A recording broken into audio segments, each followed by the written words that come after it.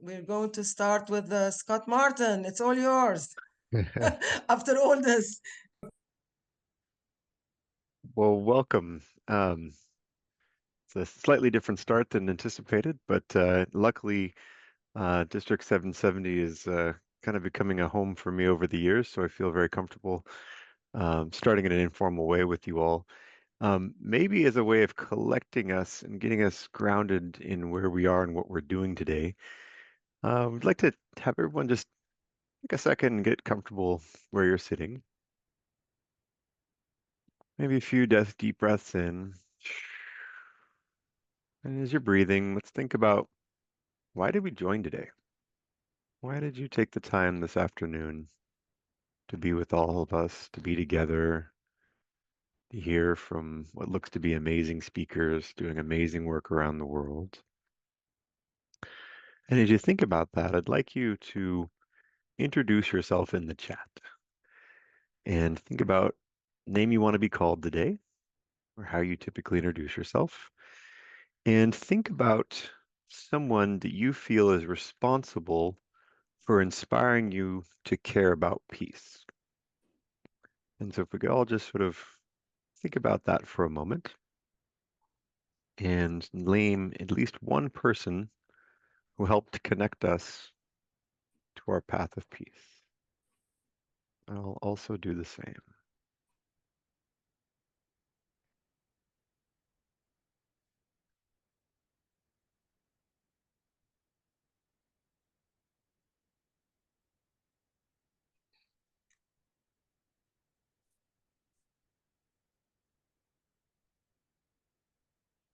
Okay.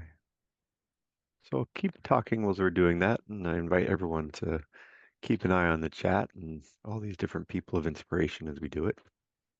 And what I'm going to share with you today, I think I've been asked to talk about the power of partnership and possibility, and what happens when we work together.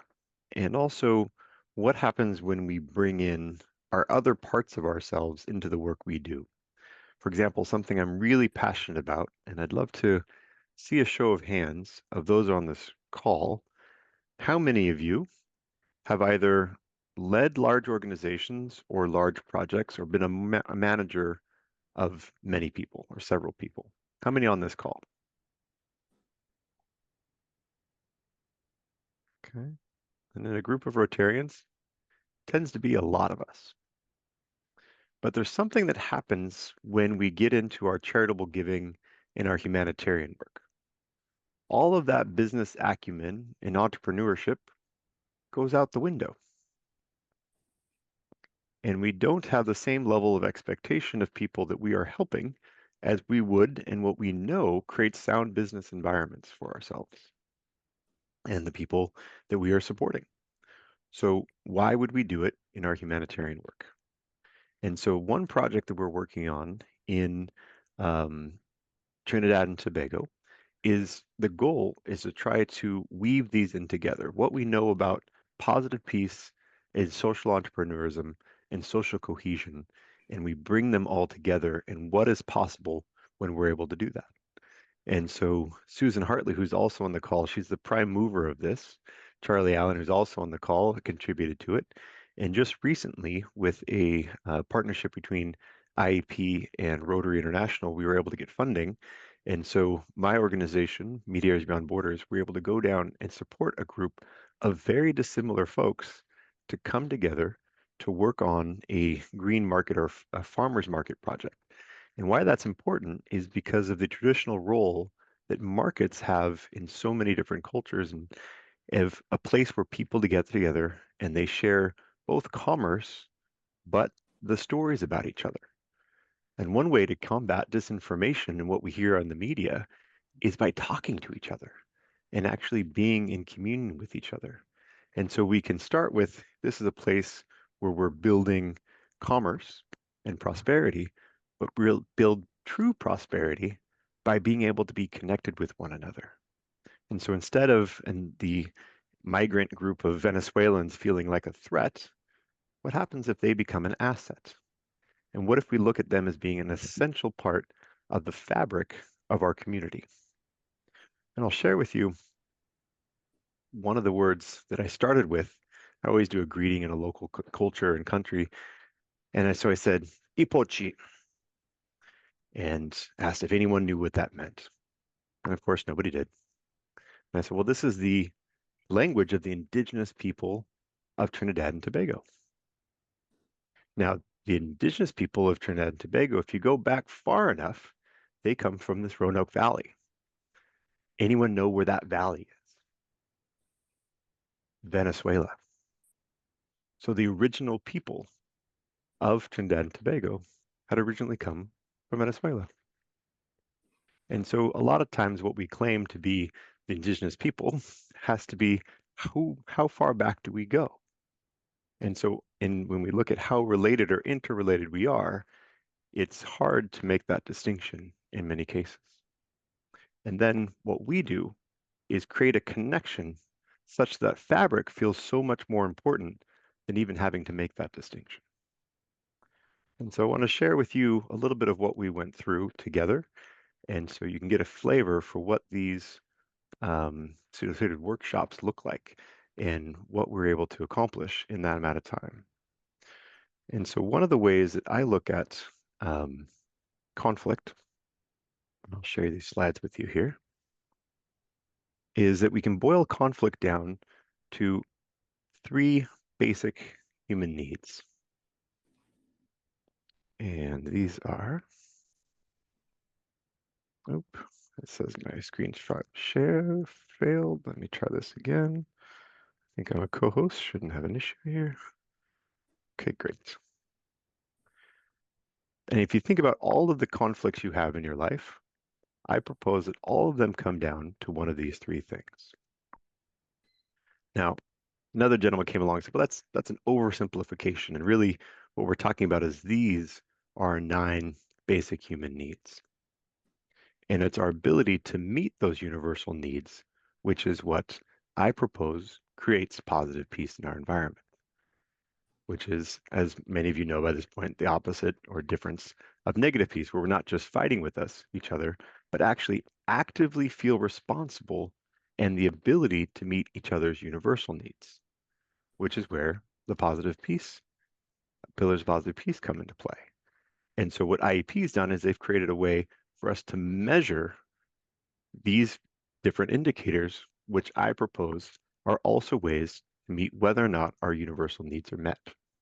And so what we ask this group to think about is not just the conflicts they're able to see in their life, and I use a hippopotamus for that because you've got the cute little eyes and the cute little ears, and that's what we all get very upset about. Right now, there's plenty to be upset about in the world by someone's visible behaviors, the things they say, the things they do, and so we react to this. What we tend not to know is about the business end of the hippo. What's going on below all of that? And how do we learn to attune ourselves and ask these questions of what's going on below, particularly with people that we don't have a relationship with, and ask these questions of ourselves and each other. I'm going to skip around a little bit because I can't summarize all of this in one day, but one of the questions we asked ourselves and asked this community is what would it look like if you were to build a market and a community based off these universal needs? And so what they came up with was remarkable. And when you look at a market of what you would typically think of having all the stalls there and having all the things you would sell, and instead they rotated the market to be put playgrounds and childcare in the center of the market, for example, because that was what things that are going to be most important. And then they came up with different businesses that would support different trades and different things that happened and could happen in terms of training people in these skills that were needed within the market. And we were able to come together and look at what would happen if instead of looking at this project as something as charity, but as opportunities for reciprocity. And so we're not doing anything for anyone, but we're doing everything to be doing it with them. I'll just show you, I'll skip to the end here and just see some of what they came up with as part of this. And I'll share here. So brainstorming in Spanish is called a lluvia de ideas, raining of ideas. And so you'll see these diverse multicultural groups working together, and sometimes the first time. They all live in the same geographic area, but have never had the opportunity to actually work together. And what they were able to come up with and accomplish within that and have a market that looks entirely different than anything that it currently exists because it has the flavor of all these different cultures and all these different perspectives meeting all these different needs. And so I share that just as an inspiration for all of you to start thinking about how do we incorporate some of these different ideas and different partners and the importance of diversity, and not just diversity, because we've heard a lot about this DEI no longer being able to talk about it. And one of the suggestions I have is the reason why that's gone bad is because when you make diversity a number, how many people from this community or how many people of this community are included, but you also don't increase your skill level for communication, things go poorly. And so diversity is just a number that you're trying to meet without a commitment, because diversity is great because it increases conflict, which in my world is wonderful if you have the skills and the tools to deal with it. Without that, then poor things can happen. So you have the resources. We invite you to reach out to your contacts and the partners within Rotary. Reach out to me, certainly, and Mediators Beyond Borders for all of these things. And I want to introduce to you someone who's been spending a lot of time collecting different stories and different peace building stories around the world and has put them together into a book. And so if I can, I'd like to invite Susan Hartley to take over. And if we can pin her instead of me, I think that would be wonderful.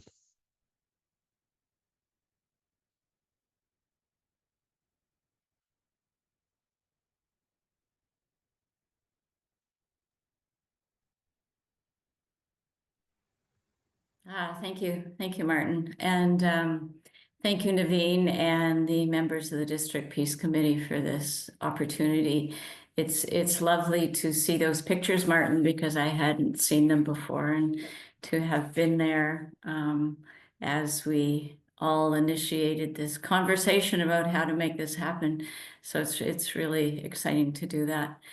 I'm also excited by the speakers that we haven't heard yet, and I had hoped to hear them before we got to speak, but that's okay. We will hear them. It's quite a variety of perspectives, and just how global it is very exciting for me. And at these times, and Martin touched on this, at these times of division and uncertainty, we certainly need to convene in this way and connect and collaborate even more than usual. So the underlying motivation for the book that Martin talked about that I have created is really that we need to convene and connect and collaborate even more. We are, as people in this book say, we spend an awful lot of time and money on war, and we need to have the same sort of energy and funding and support and cooperation and organization for peace. So that was my underlying motivation, really, for that book, which I'm going to tell you more about in a minute. I put the link in the chat for the website if you're interested in going there and seeing more about the book, how to order it, more about me after this symposium is over. So last month, I attended the Rotary Presidential Peace Conference in Istanbul, as did Martin, and it was good to see him there. And the theme there, Healing a Divided World, challenges us to find more ways to build on the strength of the Rotary community. And I want to share a few things that I heard at that conference that I think are really important to keep in mind as we build peace together. One, and again, Martin touched on this in terms of Mediators Beyond Borders philosophy and ways of building community, is listening, curiosity, empathy, and compassion are the building blocks of peace. And I'm going to say that again because I approach the world with curiosity, and if we're going to use curiosity, we better be listening with that curiosity. So listening, curiosity, empathy, and compassion are the building blocks of peace. The second thing that I heard is that diverse voices can be extraordinary as we honor our commitment and the Rotary commitment to find solutions to complex issues. And again, as Martin said, diversity isn't just about numbers, it's about expertise, it's about experience, it's about culture, perspective, and so on. So it's interesting to me because Rotarians already have the tools for understanding how to build peace, but we don't always recognize that. We have the four-way test that tells us, is it, most importantly, in my mind, is it fair to all concerned, and will it be beneficial to all concerned? We have our areas of focus, we have a commitment to the UN Sustainable Development Goals, both commitments which reflect the understanding that without addressing basic needs, and you just heard about basic needs and the rights of all people, we cannot build a sustainable peace. We also have things like our partnership with IEP, which I think you'll be hearing about when Charlie speaks, and the framework of the Pillars of Positive Peace, which were built also into the Trinidad and Tobago conversation as we were planning it.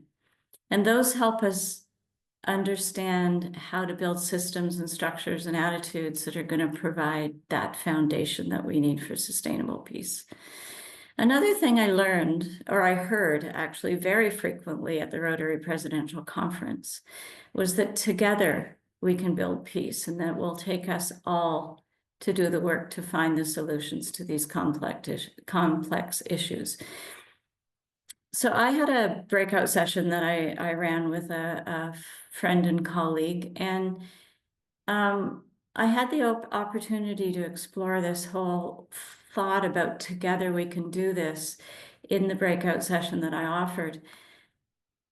Because in order to address all those underlying reasons or causes for conflict and the solutions, we need to consider who, not just who is at the table, but who's missing, who is not at the table when we're talking about making peace. And I challenged the participants of the breakout session to consider who at their table was missing. Now, these tables were incredibly diverse. There were people at any given table, there were people from at least 8 different countries. There were people with different professions, different experiences, but still there were people missing. And so we challenged them to think about who was missing and how they might contribute to the solutions in the conversation. So if we're to build peace together, as so many of those speakers at the conference said, we need to get as close to all together as possible. So the title of this meeting tonight is wonderful, Hands and Hearts. And so we need all the hands and hearts we can get. And still, I would challenge you to think whenever you're convening, whether that's in your community, your organization, your society, to think about whose hearts and hands aren't around the table. So with that in mind, I want to really acknowledge how inclusivity was key to the design of the project that Martin talked about. And how he mentioned bringing dissimilar people together and connecting them together was how to build a project that they can own, that they see themselves in, that they are responsible to each other for, and they are thinking about who can I do this with, not just for. So we called it Better Together back then, and I think that capsulizes sort of what I'm talking about here. But I'd also like to tell you about the book now. So the book, Global Voices for Peace, started as an idea about a year ago. And it was an idea that I got. I was sitting in Portugal, listening to the news, reading about the news, too much caught up in social media. And I started to feel really tense and despairing and helpless. And I thought, you know, as somebody who dedicates my time and energy to advocating for human rights, I just felt this sense of all we're seeing are images of violence and destruction. And too often that's the news we see. Where are the peace builders? Why aren't we hearing about the work being done in peace? So I needed to do something. And I reached out to a friend who had edited a book on climate advocacy about 12 years ago. And I said to him, Todd, we need another book. We need a book like yours, but on peace. And he said, I think that's a great idea, Susan, and you're the person to do it. So I took up the challenge and I connected with my community of peace builders. I connected with Rotary Peace Fellows, Rotarians, the RI President Stephanie Urchik, the Reg for Peace group, and the response was incredible. Everybody said, yes, this needs to be done. And so what I did was I invited peace builders to send me their reflections on 2 questions. What needs to happen? And I'd like you to think of this as I'm saying it. What needs to happen for humanity to find a way to peace for our world? And what actions can we take now to move peace forward? The response was incredible. It was overwhelming, it was positive, it was inspiring, and it was very humbling. And as my connections sent in their reflections, they suggested other people. So the network grew and grew and grew until finally, in the book that will be published in April, I had 105 reflections from over 50 different nations around the world. And as they came in, they sort of organically organized themselves into chapters. Some people wrote on, is peace possible at all in our world? Some people wrote about peace close to home or personal peace, how they bring peace into their personal lives. Some people talked about tackling those underlying determinants of conflict and peace that I talked about earlier. And that chapter was about transforming society to make a more peaceful society. There's a chapter on gender and peace, one on peace in the midst of crisis and conflict, where I have people from Ukraine, people from Palestine, people from Israel, people who helped with the Northern Ireland conflict and so on, writing their thoughts and reflections and stories.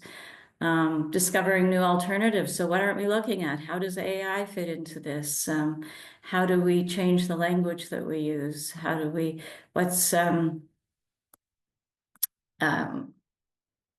and so on, things like that we aren't thinking of that could be tools for peace.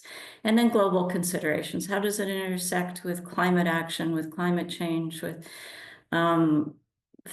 economics and so on? And then Enough Already, which is one of the women wrote, enough already. We know all we need to know about killing people. Now we need to learn something new. And that's what that last chapter is about. So the profits from this book go to support not-for-profit organizations working in peace, including Right to Learn Afghanistan, which ensures that Afghan women and girls are getting an education wherever they might live. It's digital. And then the Rotary Peace Fellows Alumni Association.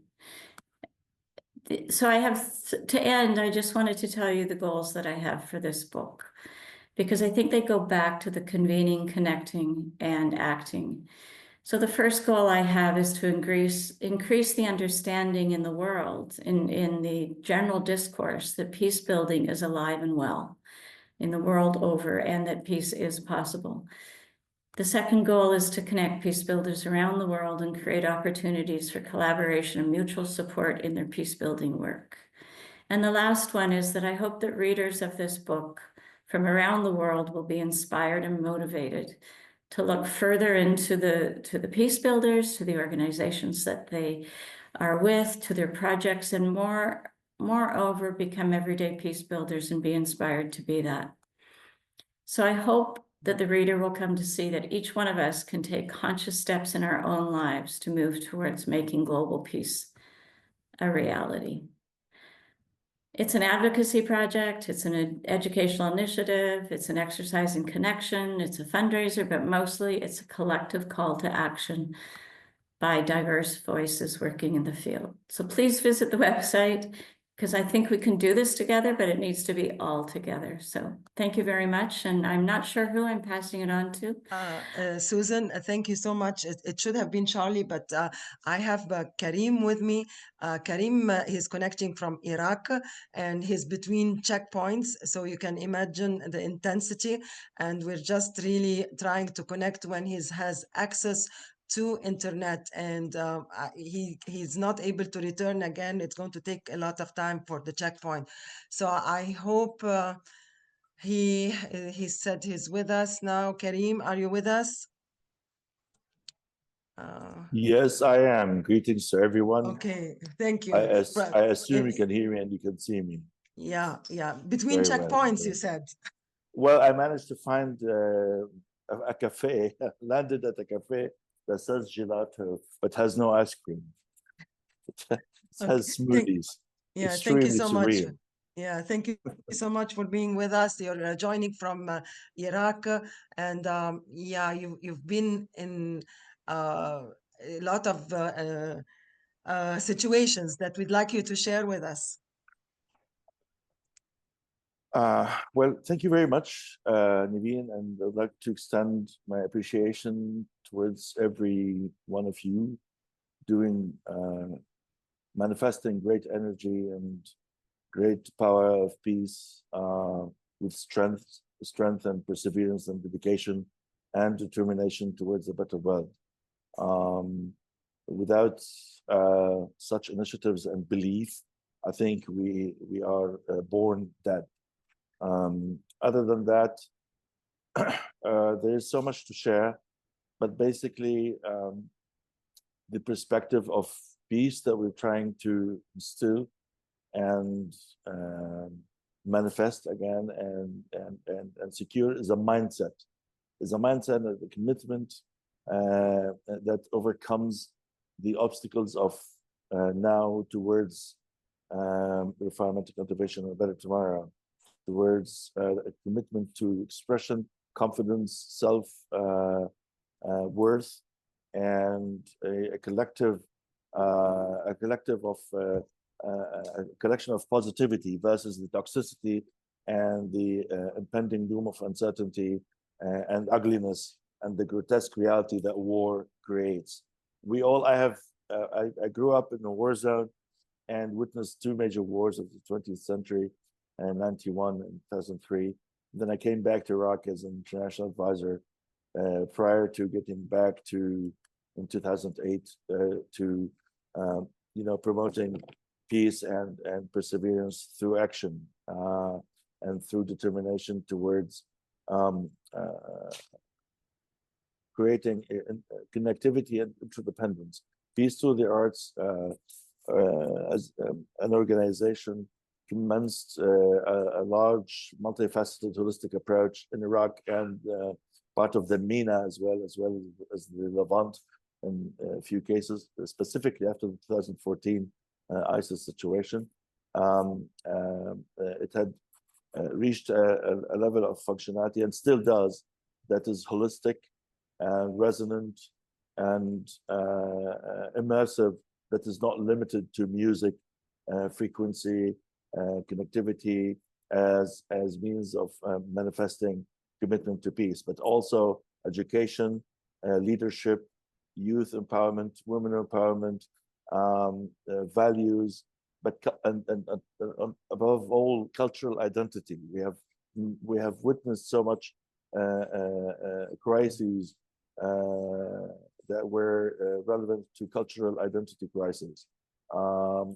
Beyond globalization in the 90s and thereafter, we do believe that there are identity crises that people are witnessing, also due to communication and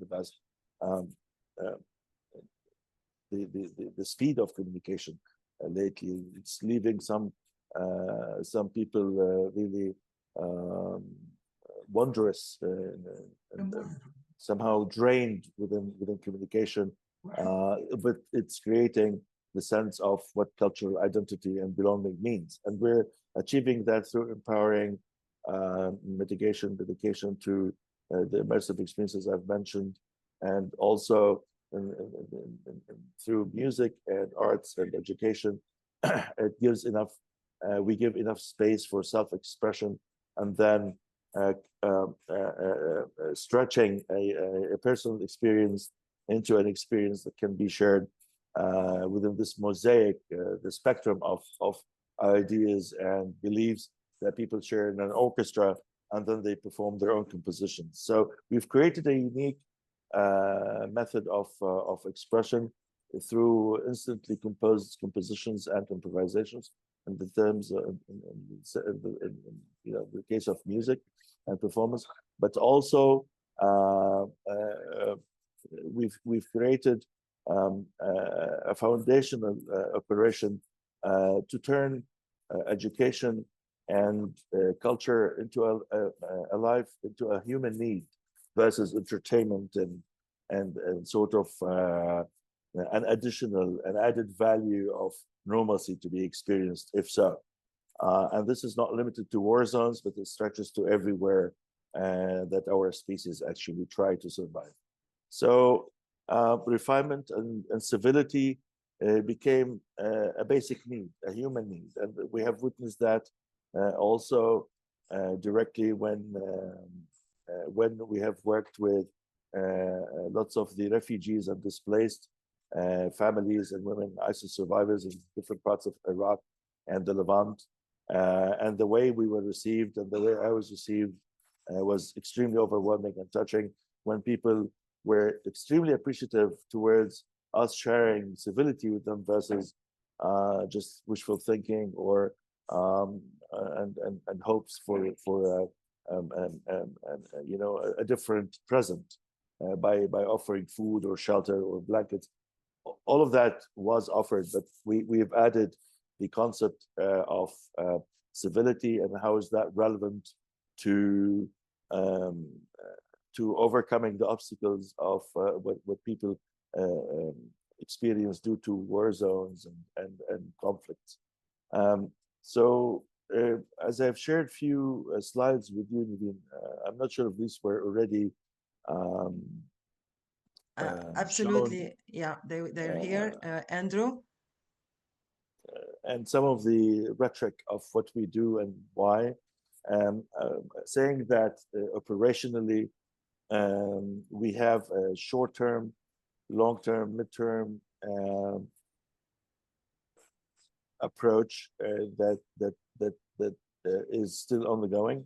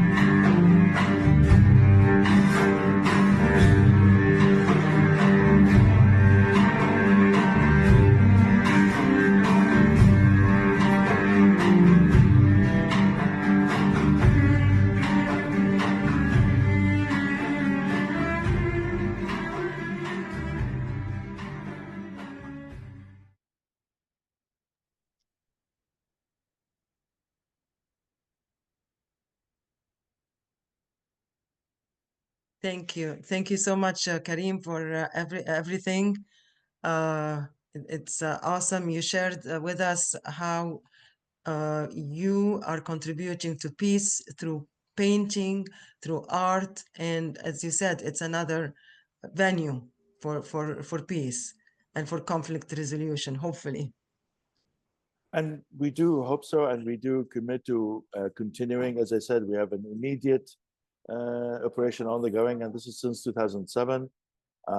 After I was an international advisor, I decided to. I grew up at the Iraqi National Symphony Orchestra after we were in Europe, and then before we went back to the States and and then back to Iraq actually until '91. We were stuck because of the Kuwait situation and witnessing the war back then, and I was surrounded by Tomahawk cruise missiles and bombarded buildings around me.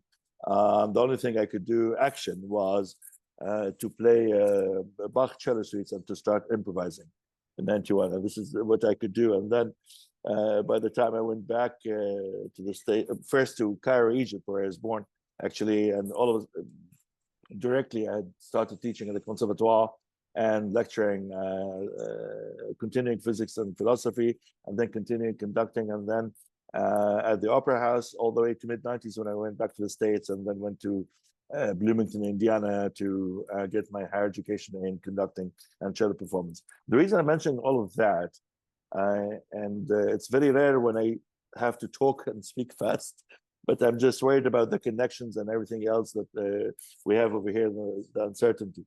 But succinctly, I would say the world is still beautiful. The planet, we can beautify the planet through action and through dedication and through commitment and through believing and through and to avoid the reasons and the rationale and the monopoly, the political monopoly that would lead people into disbelief and collision and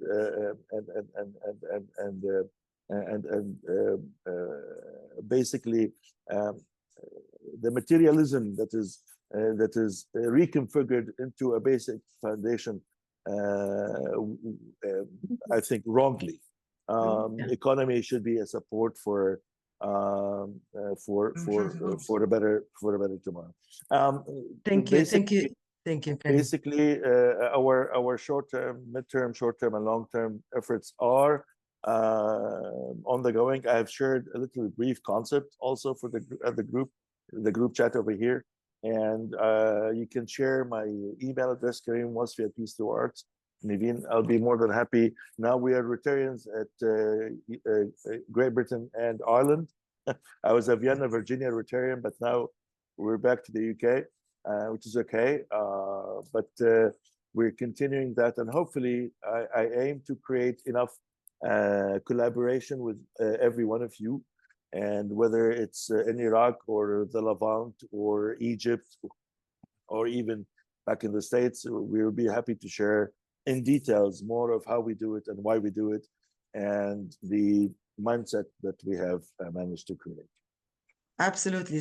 Thank you so much. And thank you for being with us. And thank you that you're taking all this time and from the war zone and being with us. We're really lucky to have you with us. Thank you so much, Karim. Thank you, Naveen. And now, while we're talking about the Levant, I think Charlie should get in here. Charlie, are you there? Yes, Naveen. Yeah, thank you. Thank you so much. So we're going to spotlight Charlie now. Thank you, Naveen. Yeah. Thank you, Karim. Thank you, Susan, and also for Martin. Karim, I certainly enjoyed your discussion. And very interestingly, the initiative for peace building at Melbourne University have a focus on creative arts and peace building, and there are a number of doctoral fellows there at the moment who are deepening the research around the connection between creative arts and peace building. So I would really like to connect you with that group if I may. Absolutely, Thank I appreciate it. Yeah. Yes, yes, I highly appreciate it. Thank we you. connect. It's time to connect. Part of the beauty of these events is it always extends your network. I'd like to. I'd probably like to touch on the macro if I could. just briefly, and then I'd like to go into some storytelling about some examples of hearts and hands coming together at community level, which is really the level where Rotary does its work, and I would suggest that that's where the work of peace building really happens. But starting at the macro, I'll pose the question to you all, and ask you to think about this question: Has the world become more peaceful or less peaceful? So I ask you just to think about that question for a second and grab your thought. Has the world become more peaceful or less peaceful? And there really isn't a clear answer to this, and it really depends on how you frame that word become. Certainly, if you look at this current era and place it in eras over past centuries, we live in relatively peaceful times. You only need to look into the first half of last century to have that realization. However, if you frame that become in the last, say, 2 decades, it's a different story. The globe has increasingly become less peaceful, particularly over the last decade and a half. And of course, I'm relying on the data here from the Institute for Economics and Peace, particularly the Global Peace Index, which clearly sets out, using empirical data, that decline in peacefulness over the last decade and a half. What is more alarming is when you sort of dig into that, is, well, what is leading to that global decline in peacefulness? And when you look to the indicators that have declined over that period of time, and it is the attitudinal indicators that have declined and continue to decline. So global attitudes are the contributor to this decline we've experienced over the last two decades.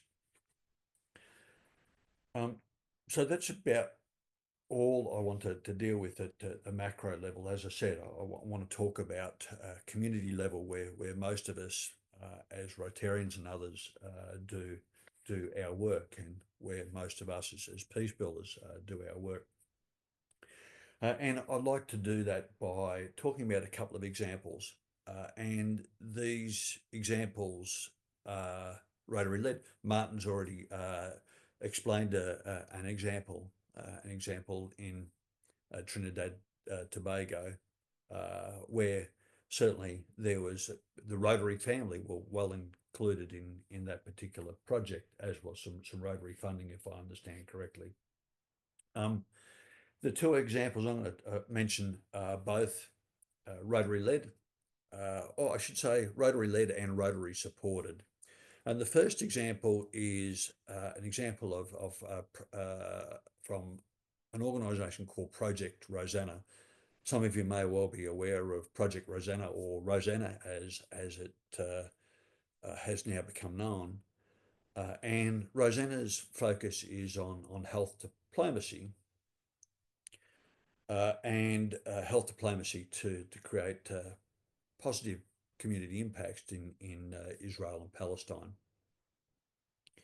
I had the good fortune to assist in facilitating a workshop which was on the Dead Sea. It was attended by nurses from 8 different hospitals, 4 of those hospitals in the Palestinian regions and 4 of the hospitals in the Israeli regions.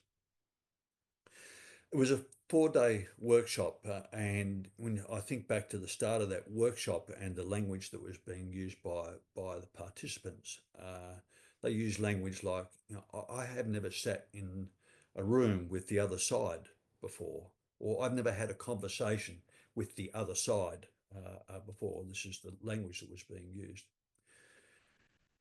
That particular workshop was very focused on what those people, the participants, had in common. first one was very clear. They were all nurses. Now, they all had a common interest in how they could bring the best health outcomes to their patients.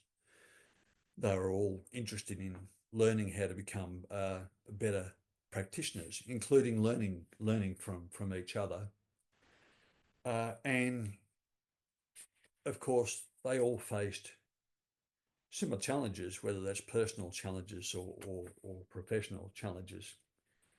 So it was with the help of that Rotary project through Project Rosanna that group of folk were able to come together to work on ways on how they could collaborate, work on ways on how they could work together, share knowledge, and have better personal and professional outcomes. The second example is a very, very recent example. It happened just Saturday past. I had the good fortune to be facilitating a workshop, and it was a positive peace workshop. It was led by the Rotary Club of Sydney in New South Wales in Australia. What was interesting about this workshop is that there were two distinct groups. The first group was young Filipino Australians, so diaspora community of Australia, Filipino diaspora. They were second generation Australians, if you like, these folk. And they were certainly, their parents had come to this country looking for a better life and looking for opportunity. The second distinct group were an older group of Ukrainian diaspora, very recent arrivals to this country. Once again, probably not necessarily wanting to be in this country, but felt compelled to look for a better life due to the current conflict. So it was really interesting to have those two groups in a workshop together. The purpose of the workshop was to develop social change initiatives to support social cohesion in their communities. But what was really interesting as the workshop progressed, the two groups realised that they had a lot in common and they could do a lot more together. So it was really interesting grouping to watch those hearts and hands come together to develop, collaborate to develop a social change initiative that they could all engage in, both the Filipino community and the Ukrainian community. So I'll leave it there. It's just a couple of community-led examples. And I think as Rotarians, as people peace building in a community level, it's sometimes difficult to imagine what that would look like. So I think it's really helpful to hear these examples to inspire inspiration about how we can all contribute to peace building at the local level. Thank you for the invite and thank you for the opportunity to contribute today. And I'll hand back. And thank you for joining us all the way from Australia. and thank you. And I'm glad you were able to make it and be with us in spite of all the technical difficulties. That's the beauty of it. We have lovely speakers from all around the world. Thank you so much for everything. And now we have all the way from Japan being with us, and thank you for your patience. We have Masako Wada, a survivor of the Nagasaki atomic bombing and a lifelong advocate for disarmament and peace. She represents Nihon Hidankyo, which was awarded the 2024 Nobel Peace Prize. And with no further ado, Masako Wada, thank you.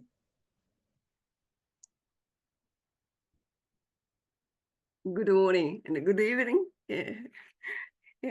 I'm very honored and deeply grateful for this opportunity to speak before you as a Hibakusha of Nagasaki. Thank you. I was 1 year and 10 months old when Nagasaki was devastated by the atomic bomb.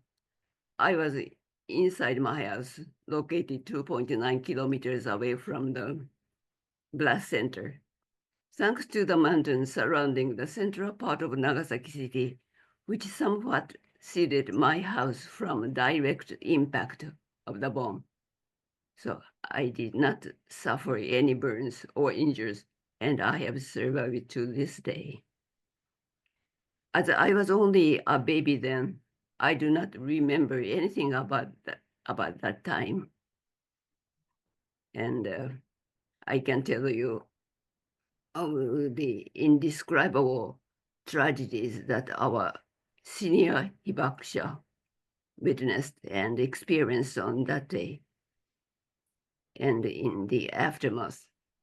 But I was certainly there together with my mother and grandfather. So allow me to share with you a little about what my mother used to tell me over and over again. It was a very hot day on August 9th. My mother was preparing lunch out of meager ingredients she had gathered. Air raid warning that sounded in the morning had been lifted. I was playing alone in front of the house. She said to me, "Come in. It's too hot outside." So I came inside.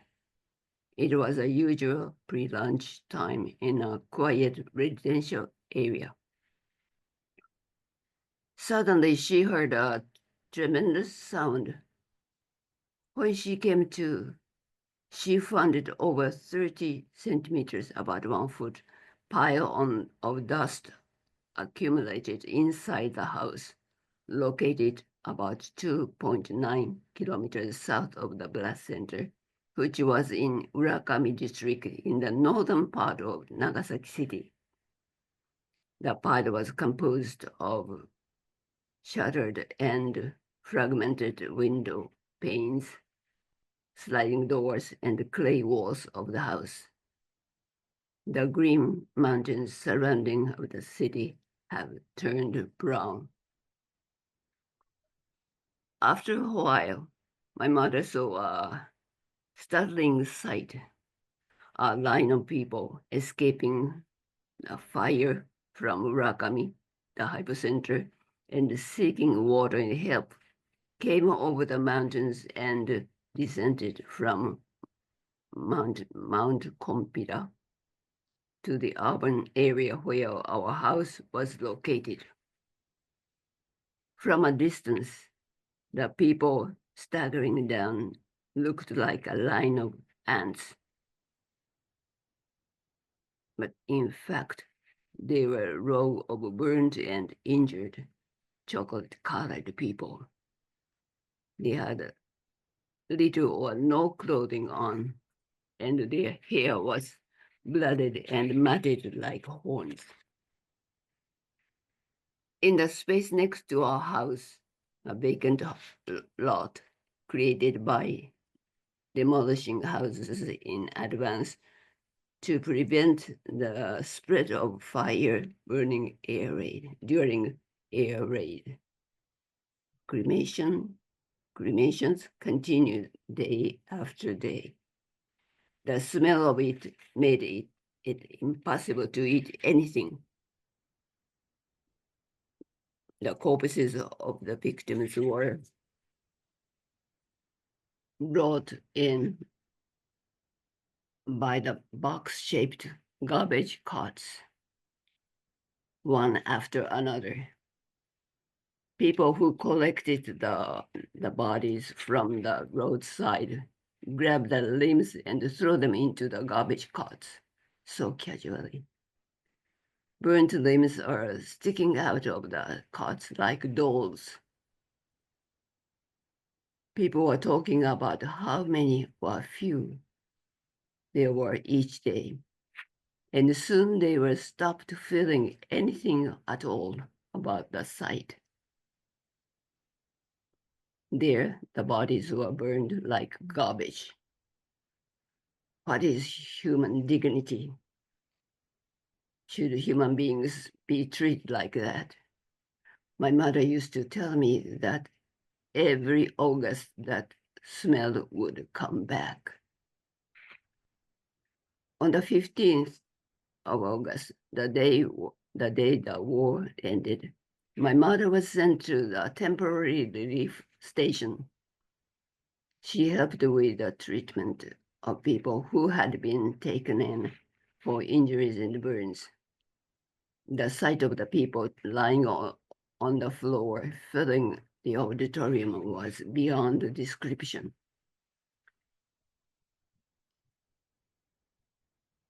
She was assigned to follow the doctor carrying antiseptic solution, but the people's wounds were so severe and that she passed out on the spot. Once she came to her senses, she was assigned another job. She had to use a broom to sweep away the maggots that were swelling all over the survivors' festering wounds. The maggots were as big as her thumb.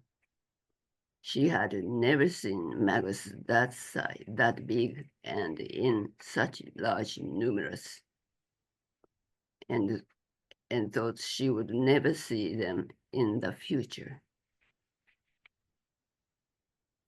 The US military also dropped a machine, radio sensor, by parachute at the same time as the atomic bomb to report the condition of the effect of the dropped bombs. Among the many victims were not only Japanese, but also Koreans, Chinese, and POWs of the Allied forces. These were people who happened to be there on that day away from home, regardless of nationality or race. Didn't the machine attached to the parachute tell the US military anything other than the atomic bomb? My mother questioned. Did they tell them about the lives of the people under that mushroom cloud? About the families, and above all, about the preciousness of human life. In 1945, Brigadier General Thomas Farrell, who was in charge of the Manhattan Project, arrived in Japan shortly after the atomic bombing. And at a press conference, he stated to the effect that all those who were doomed to die had died, and there was no one suffering from radiation. As a result, all the temporary relief stations were closed. In Japan, a defeated nation, reporting on the damage caused by the atomic bombing was severely restricted by the United States. Many people died without knowing why they were dying. The number of dead within concentric circles from the hypocenter by the end of December 1954 and 1945 was estimated at 140,000 in Hiroshima and 90,000 in Nagasaki, each with an error margin of plus minus 10,000. 65% of them were children, women, and the elderly, and only 4% of them died while being cared for by someone. Many of them were burned like garbage without being identified who they were or where they were from. Those who were cremated by the hands of their families may have been fortunate. Survivors were never informed of the causes of their ill health and suffering. They were tormented by survivors' guilt, illness, and poverty, and had to give up many of their dreams. They were also subjected to discrimination and prejudice because of the lack of understanding in society. For 9 years following the atomic bomb, they were abandoned by the Japanese government and the United States, as no medical care or assistance were extended to them. On March 1st, 1954, the United States conducted a hydrogen bomb test at Bikini Atoll in the Marshall Island. After the Bikini incident, the public became aware of the dangers and horrors of radiation and started a signature campaign calling for a total ban on nuclear weapons. The movement spread like wildfire across Japan, gathering more than 30 million signatures and leading to the holding of the first World Conference against atomic and hydrogen bombs. Hibakusha, who had been forced to live in silence and hiding until then, came out in the open to have their voices heard. Consequently, in 1956, 11 years after the atomic bombing, Hibakusha founded Nihon Hidankyo, Japan Confederation of A and H bomb sufferers organizations. Message to the world, the founding declaration of Nihon Hidankyo stated, "We have reassured our will to save humanity from its crisis through the lessons learned from our experiences, while at the same time saving ourselves." Hibakusha's physical and emotional wounds have yet to be healed, and they were still feeling as if putting it into words would take them back to that moment again. But their noble pledge that they do not want anyone else to go through the same experience as they did is very touching and inspiring. Since its establishment in 1956, Nihon Hidankyo has been calling for the abolition of nuclear weapons for 69 years. Nuclear weapons, which have brought about inhuman consequences, still cause after effects, leaving scars on our lives, bodies, and minds. Furthermore, they continue to cause anxiety to our children and grandchildren. Nuclear weapons are inhumane weapons that indiscriminately and extensively cause damage by blast, heat rays, and radioactivity. And their after effects persist for many years. If used again, they would inflict the same suffering experienced by the Hibakusha on many people around the world. My mother died 14 years ago at age 89. She was in and out of hospital 28 times due to numerous illnesses, including stomach cancer and liver cancer. Before she died, I once recorded what she witnessed in writing, but she seemed quite dissatisfied with what she read. "It was nothing like that," she said, and the rest of her words did not follow. She might have felt that no words or expression could describe the hellish scenes she had witnessed. Other senior hibakusha must feel the same as she did. I always feel hesitant to share my mother's experience with other people, as I know I can never fully describe what really happened. But now that 80 years have passed, the average age of the survivors has reached 86, and we younger hibakusha must succeed their work and speak out on their behalf.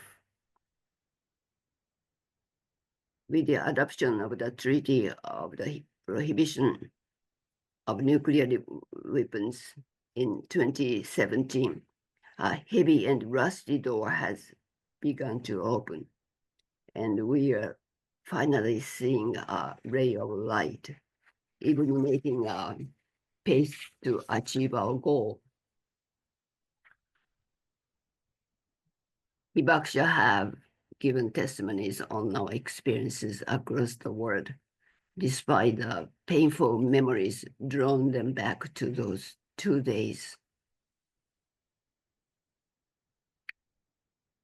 We know the word public conscience stated in the preamble of TPNW. Public conscience is essential for securing the benefit for the public, human race, and Mother Earth.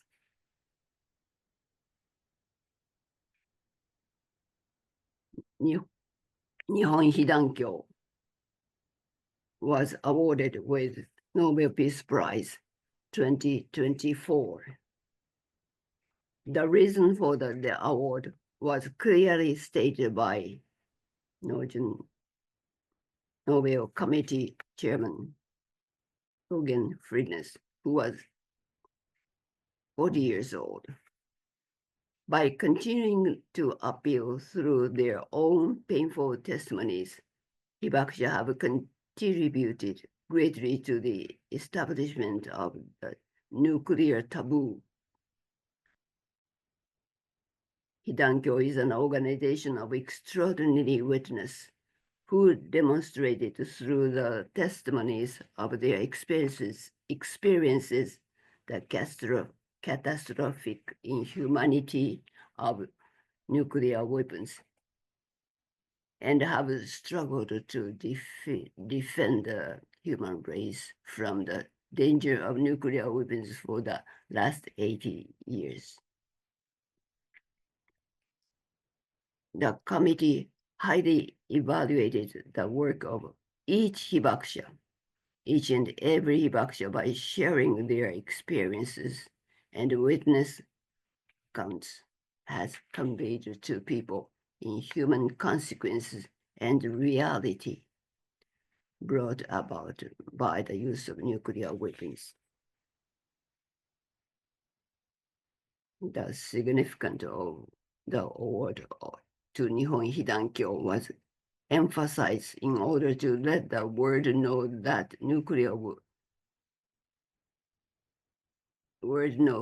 under the current international situation, the threshold for the use of nuclear weapons has been lowered. Chairman Friedness also emphasized the younger generation are carrying forward the experiences and the message of hibakusha. It is significant that not only younger generation, but civil society as a whole should raise voices on behalf of the hibakusha. The number of hibakusha, surviving hibakusha as of March 2024 was 106,000. Every year, about 6,000 to 10,000 hibakusha pass away. The day when there will be no more hibakusha is not far off. But before that happens, I fear that new hibakusha may be born. I believe that the Nobel Committee decided to award a prize to Hidankyo, recognizing that the existence of hibakusha and their words, not a nuclear deterrent, have been a deterrent to nuclear war. I am happy that the term Nihon Hidankyo has been conveyed both in Japan and abroad. Receiving the award was not our goal. This is a new start for us. Hibakusha are the ones who know the humanitarian consequences of the use of nuclear weapons. We will continue to convey that reality. Please listen to us. Please feel and empathize with us. Find out what you can do and take action together with us. Nuclear weapons cannot coexist with human beings. If they are created by humans, let us abolish them on our own responsibility and with the wisdom of public conscience. Thank you very much. Thank you. Yeah, thank you so much. Thank you so much, and thank you for your time, and thank you for enlightening us and giving us the big pictures, the pain that people pass through, and the history. Thank you so much. Appreciate it. Thank you. And now I give I give you the Thank you, Renata. Okay, we have a recorded video now from Father Gianni Carparelli, directly from Italy. He's an international author and visionary. He's the founder of Caritas Project School of Life. And he's worked in Brazil, Germany, and Canada, and England, earning recognition from the Canadian and Italian government. He's now based in Viterbo, Italy, and he continues his literary contribution focusing on pedagogy, religion, and poetry. So to you, a small message from Father Gianni Carparelli. Good day, my friends. If you remember, I have already shared with you some ideas about peace last year. And peace continues being a talk, a desire. Perhaps next year, I will share some ideas with you about desire, desiring peace, entering inside ourselves and to try make an effort to create what we talk about. La pace, I'm calling you from Rome. Pray, peace. How many speeches and sermons in churches? Peace, a sacred word with no walking meaning. Religious leaders, people even of goodwill, politicians, we all talk about peace and pray. In parliaments, in churches, in meetings, even with many good and honest, well-intentioned people. Yet the bombs continue to explode and kill. And people die. People suffer. Children running around half naked amidst destruction and hunger, looking for their peers and pets who died under the rubble. And those who survive will certainly have no chance to enjoy life. And God, who stands silently, cash in our unanswered prayers. I feel like the author of The Night, survivor of Auschwitz, Elie Wiesel, who had to witness the hanging of a child and two adults in 1943-44, and with an unspeakable pain questioned his faith, where is God? And a voiceless voice answered, God is hanging on that gallows. My friends, yes, friends, because I am sure we share the same feelings, we share the same doubts. Also, we share the same hopes and faith in the future. We should not forget that the God we invoke is not somewhere. God is in me. God is in you. Do not pray God. Let us become instead ourselves the answer to our prayers.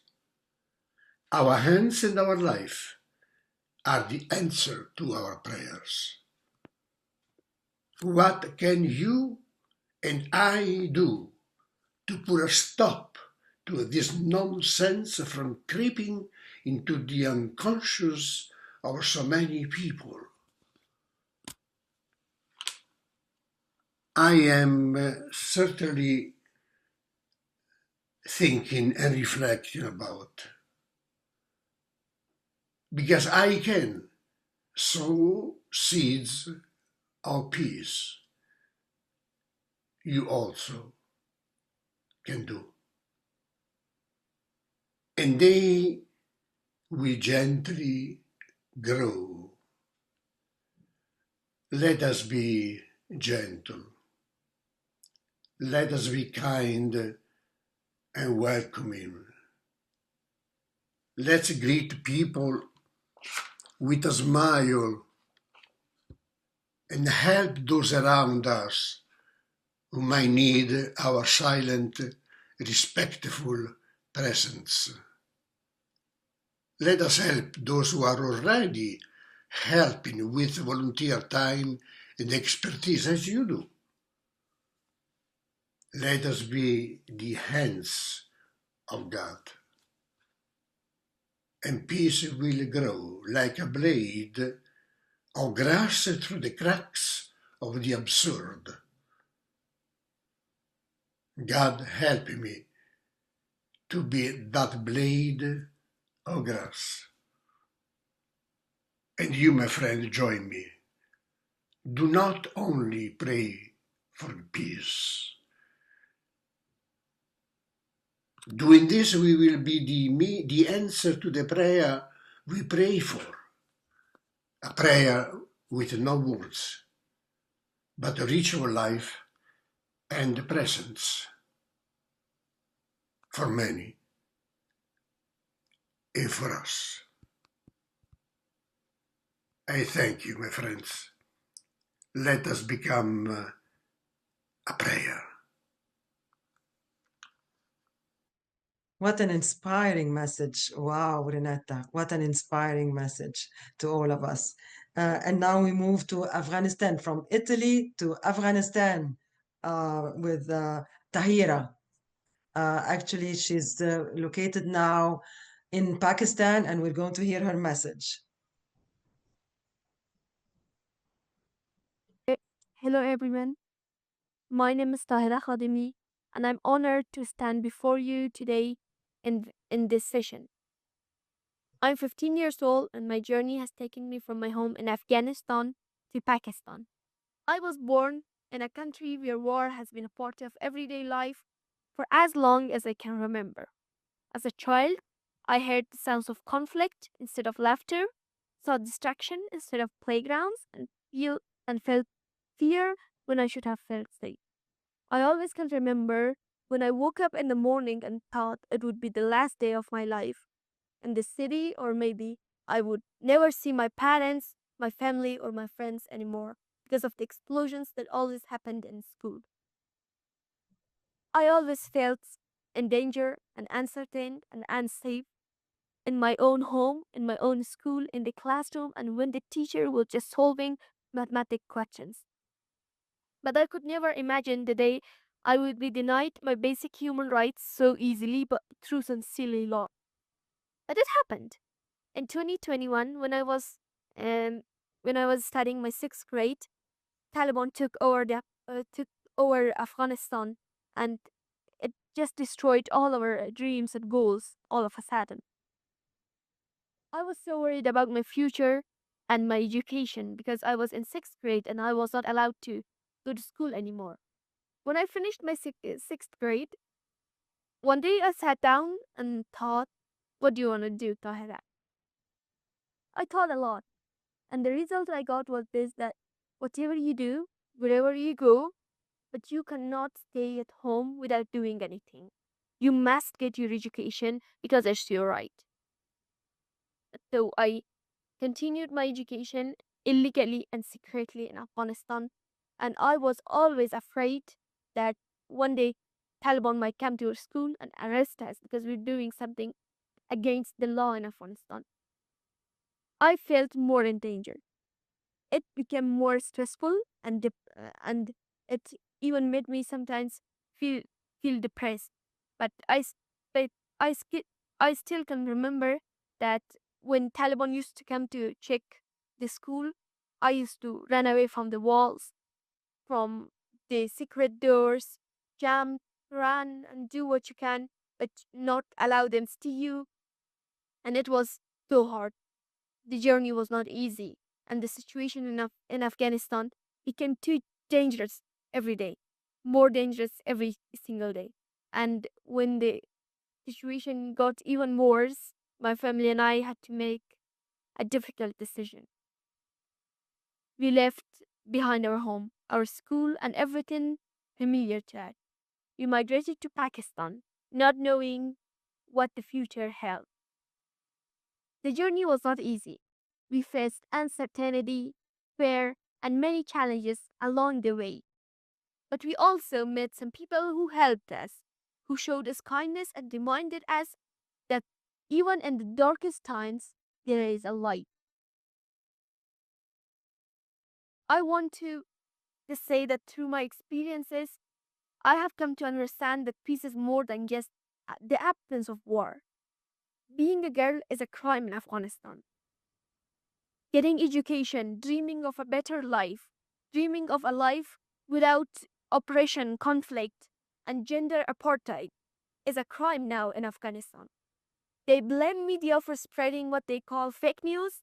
They blame girls for just existing because every existence has a voice, but they don't want our voices to be heard in public. They don't want us to participate in sports, in events, in public life. They want us to be erased from the society. And it's not okay. Peace means that feeling safe when you wake up in the morning. It means having access to education, opportunities, and the ability to dream without fear, regardless your gender, your religion, or your race. It means people coming together, supporting one another, and choosing love over hate. And it's so important to feel in peace. I have never I have never felt living in peace. I don't know how it feels to be in peace. But I know that conflict, oppression, and limitations are the worst feeling you can ever have. So I think that whenever conflict is the opposite of peace, so when conflict is the worst feeling you have, peace can be the best feeling you can ever have. So I dream of a world where no child has to flee their home because of war. Not just because of war, because of inequality, because of apartheid, because of different other reasons. I want them to live a happy life. I want people to have their own right as human. I don't want being girl and woman who do not should be a crime in my country. I dream a world where every girl has the right to go to school without fear. A world where girls can dream without limitations. A world you can choose what you want to wear, choose which color you like, choose your words. You can go out without a man. It's my dream life. It might seem so simple for others, but they're so special for us. In Afghanistan now, girls cannot go out of home without a man. So it's the worst feeling to have a bodyguard with yourself to protect you. I think that enough is enough. Everything has a limit, and limitation cannot have a limited upon them because they are making daily loss every day more and more. I dream of a world where everybody has the same right, regardless their gender, and every girl can go to school. Every child can just have a good life without fear, without conflict, without explosions, without guns. I may not have all the answers, but I know this, that peace begins with that.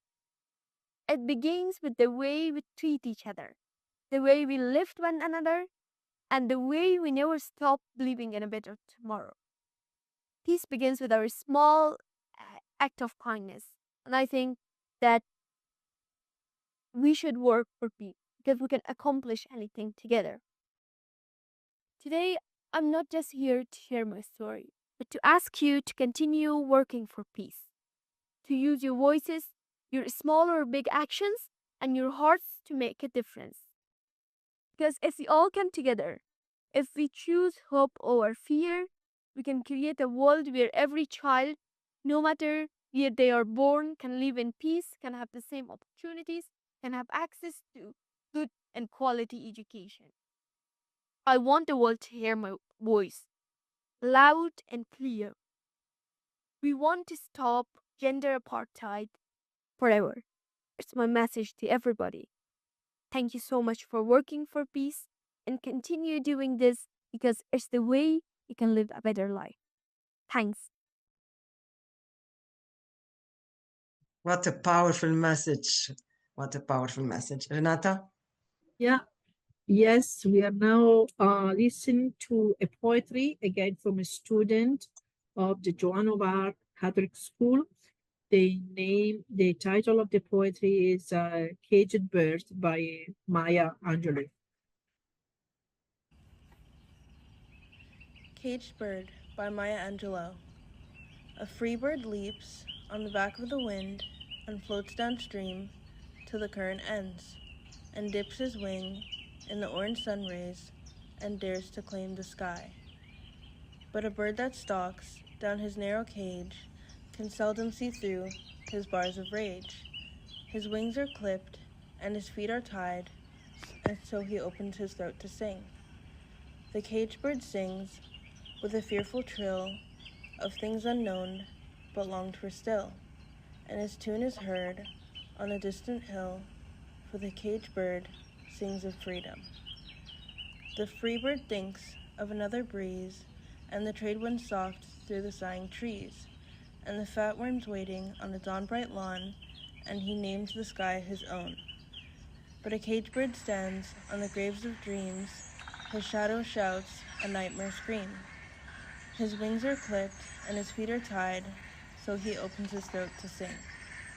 The caged bird sings with a fearful trill of things unknown but longed for still, and his tune is heard on the distant hill, for the caged bird sings of freedom. Thank you. Thank you. Yeah, and now this is our last speaker, and it's the chair of ICC, Rotary Intercountry Committees. So let's hear the message. Dear friends, first of all, thank you so much for organizing this wonderful initiative about peace. Furthermore, what a great idea adding the hearts. A few weeks ago, I tried to use AI to prepare a speech. I found a lot of pages about Rotary, but couldn't find the most important thing, emotion. It is emotion that moves the world. The deep happiness of meeting us and strengthening our friendship without borders, the pleasure of uniting to do good, and also the sadness of cry to help when disaster strikes. In this period of continuous tension, we have a real need for serenity and peace. Kindness also, one of the main human values that contribute building a lasting peace between people. Peace begins at home in our Rotary Club or district, here among us, or when we meet at international events. Polio eradication campaign, hundreds of humanitarian actions undertaken by Rotarians to improve living conditions in the world, the cultural exchanges thanks to the YEPs, our Peace Fellows, ambassador of positive peace educated in our peace centers, peace action groups, IEP, ICCs, all these actions and programs enable Rotary to play an important role in building peace. It is the drop of water we put into the ocean, but it is our participation in building peace. This is the strength of Rotary International and ICCs in particular. The ICC is the international action of the Rotary International on the field. Our worldwide network and capacity of reactivity, the support of the Foundation, allow us to optimize the impact of our actions, improve living conditions in the world, thus contributing in the construction of peace. There will be no peace until everyone has access to water, health, education, food, economic activity. Positive peace is based on the principles of justice, human rights, rule of law, and democracy. ICCs work within the framework of all the Rotary International focus to improve the living condition of the most disadvantaged and preventing conflicts. Maybe we anyway should also reflect on our role and how ICCs can act to promote peace and resolve conflicts, particularly in conflict-affected regions. ICCs are Rotary's oldest program dedicated to promoting peace. The first inter-country committee was in fact established in 1950 between France and Germany to promote peace and mutual understanding. European-based ICCs continue to expand around the world. There are now more than 700 ICCs and 79 national coordinators worldwide. I regularly attend charter signatures. The US and Mexico recently signed their charter, and they are really motivated. And in Istanbul, in February, we signed the charter Turkey, Albania, Kosovo. And really, I am often surprised to hear the amounts of several $100,000 that are raised through the intervention of the ICCs and used to do good. In 2001, past Rotary International President Frank Derlin said if there were no inter-country committees, they would have to be invented. Thank you very much for your attention. Thank you.